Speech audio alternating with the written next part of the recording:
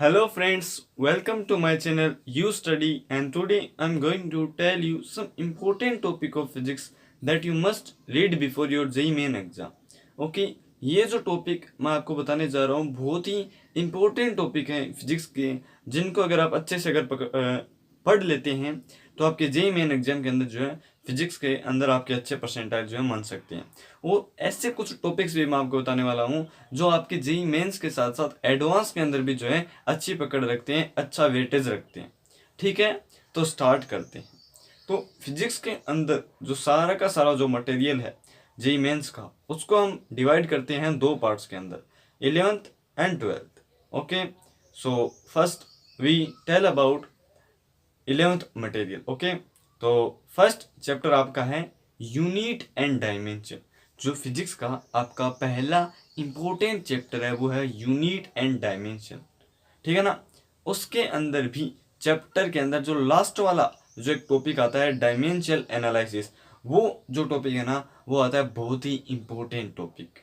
वो जी मेंस के अंदर भी अच्छा वेटेज रखता है, एक क्वेश्चन उसका हो सकता है तो पक्का आ जाता है। और जी मेंस एडवांस के अंदर भी जो है उसका एक क्वेश्चन आता है सीधा का सीधा। वो 4 नंबर पूरे के पूरे जो है सीधे के सीधे नंबर होते हैं मेंस और एडवांस दोनों के अंदर।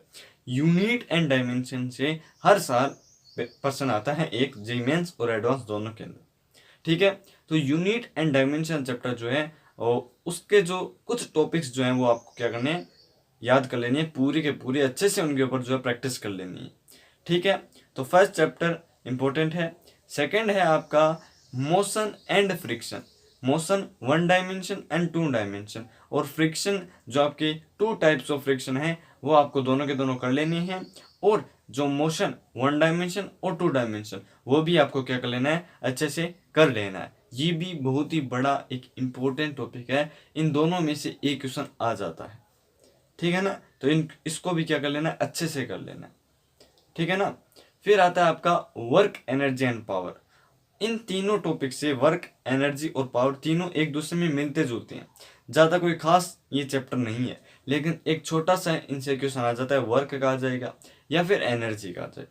तो वर्क और एनर्जी पावर इन तीनों से रिलेटेड आ सकते हैं, या फिर ये चैप्टर और 12th के कुछ इलेक्ट्रिसिटी के चैप्टर उनसे मिलकर क्वेश्चन आ सकते हैं, या फिर ये चैप्टर और जो आपका ओसिलेशन चैप्टर है आपका 14वां चैप्टर उससे मिलकर कुछ प्रश्न आ सकता है। तो ये चैप्टर अन्य से भी रिलेटेड है, अदर से भी रिलेटेड है, तो इससे मिलता जुलता भी क्वेश्चन आ सकता है। ठीक है, इससे नेक्स्ट जो टॉपिक है आपका रिगिड बॉडी डायनामिक्स, उससे बहुत ही अच्छे प्रश्न आते हैं मेंस के अंतर्गत भी। और अगर मेंस के अंदर अगर आपको इसका नामो निशान नहीं मिलता है तो भैया एडवांस के अंदर इसका पक्का नामो निशान मिलेगा। एडवांस के अंदर जो इससे बढ़िया क्वेश्चन आते हैं, जो इसका मोमेंट ऑफ इनर्शिया टॉपिक है, सेंटर ऑफ मास टॉपिक है, उससे बहुत ही अच्छे और खतरनाक क्वेश्चन आते हैं। और इतने ज़्यादा भी खतरनाक नहीं आते हैं। अगर आपको कुछ चीज़ों की इनर्शिया ऑफ मूवमेंट जो फॉर्मूले अगर आपको याद हैं तो आप उनको आसानी से कर सकते हैं। और सेंटर ऑफ मास के भी कुछ फॉर्मूले होते हैं, वो अगर आपको याद हैं तो आप इनको आसानी से कर सकते हैं। जैसे मोमेंट ऑफ इनर्शिया की अगर मैं बात करूं तो आपको अगर सिलेंडर का याद है, अगर आपको फ्लास्क का याद है, अगर आपको रोड का याद है, अगर आपको ये सब जो फॉर्मूले हैं सर्कल या फिर मान लो पूरा पूरा एक गोला है, तो उनके अगर आपको फॉर्मूले अगर याद हैं तो आप उसको अच्छे से कवर कर सकते हैं। ठीक है ना। तो रिगिड बॉडी डायनामिक्स से अच्छे प्रश्न आएंगे, और वो भी मोमेंट ऑफ इनर्शिया से प्रश्न आ सकते हैं, 100% आ सकते हैं। ठीक है ना। तो ये भी एक इम्पोर्टेंट चैप्टर है। और इसके साथ ही आपको कर लेना है ग्रेविटेशन। छोटा सा चैप्टर है ग्रेविटेशन, थोड़े बहुत फॉर्मूले हैं वो आपको याद कर लेने हैं। फॉर्मूले याद करने के बाद ग्रेविटेशन के अंदर खाली कॉन्सेप्ट्स बचते हैं, वो अगर आपको थोड़े बहुत समझ में आ जाते हैं तो उससे अच्छा प्रश्न बन सकता है, और आपके जो 4 नंबर है वो पक्के हो सकते हैं। तो ग्रेविटेशन भी आपको कर लेना है इसके साथ। ओके, नेक्स्ट टॉपिक है अपना मैकेनिकल प्रॉपर्टीज ऑफ फ्लड्स, यानी जो फ्लड्स मैकेनिक्स जो है द्रव्य यांत्रिकी, वो आपको अच्छे से कर लेनी है। उसके अंदर कई टॉपिक्स हैं, जैसे बर्नौली थ्योरम है, तो वो आपको क्या कर लेना है, अच्छे से कर लेना है। वो भी एक इम्पोर्टेंट टॉपिक है। ठीक है ना, तो वो आपको कर लेना है। उससे अगर हम चलें, उससे आगे अगर हम चलें तो उससे आगे हमारा टॉपिक आता है ओसिलेशन। जो ओसिलेशन टॉपिक है वो भी आपको अच्छे से कर लेना है। इससे और एनर्जी रिलेटेड इससे क्वेश्चन आ सकता है। ओसिलेशन जो आपका चैप्टर है वो ट्वेल्थ के अंदर जो इलेक्ट्रिसिटी चैप्टर है उससे भी रिलेटेड है, तो उससे भी बढ़िया प्रश्न आ सकता है। तो ये और वो दोनों के अंदर जो है मिलाकर प्रश्न आ सकता है। तो इन दोनों को भी क्या कर लेना है, थोड़ा ध्यान से कर लेना है, ठीक है ना। जो इंसुलेशन चैप्टर है इसको और जो इलेक्ट्रिसिटी है और जो वर्क एनर्जी एंड पावर है इनको थोड़ा अच्छे से कर लेना है। यहाँ से प्रश्न क्या हो सकता है, आ सकता है, ठीक है ना। और बीच में एक और इम्पोर्टेंट टॉपिक आता है, वो आता है थर्मोडायनामिक्स। जो थर्मोडायनामिक्स है आपकी, वो आपकी 11th की फिजिक्स में भी है और केमिस्ट्री में भी है। तो इन दोनों को एक जगह करके बहुत अच्छे से कर लेना है। जो इक्वेशन ऑफ प्रोसेस होती है, जो प्रोसेस सारी इक्वेशन होती है, उनको आपको अच्छे से याद कर लेना है। जो थर्मोडायनामिक्स जो टॉपिक है उससे मेंस में भी अच्छे सवाल आते हैं और एडवांस के अंदर भी बहुत धांसू क्वेश्चन आते हैं। तो थर्मोडायनामिक्स को आपको अच्छे से कर लेना है, क्योंकि इससे मेंस और एडवांस दोनों के अंदर जो है क्वेश्चन श्योर है।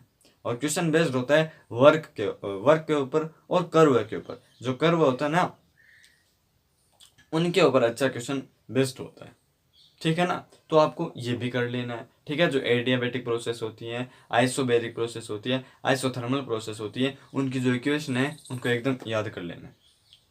उनके अंदर मॉडिफिकेशन भी आपको आना चाहिए, कैसे क्या चेंज कर सकते हैं, वो एक इम्पोर्टेंट टॉपिक है। और जो आपका अनुगतिक टॉपिक है ना, उसको अगर आप फॉर्मूले अगर आप याद कर सकते हैं तो कर लीजिए। अदरवाइज उसमें कोई ऐसा प्रेशर दे के आपको याद करने की जरूरत नहीं। अगर आप फॉर्मूले याद कर लेते हैं आपको काम चल जाएगा, ठीक है ना। तो उसके अंदर आप फॉर्मूले याद कर सकते हैं, ठीक है। और ऑसिलेशन मैंने आपको बता ही दिया।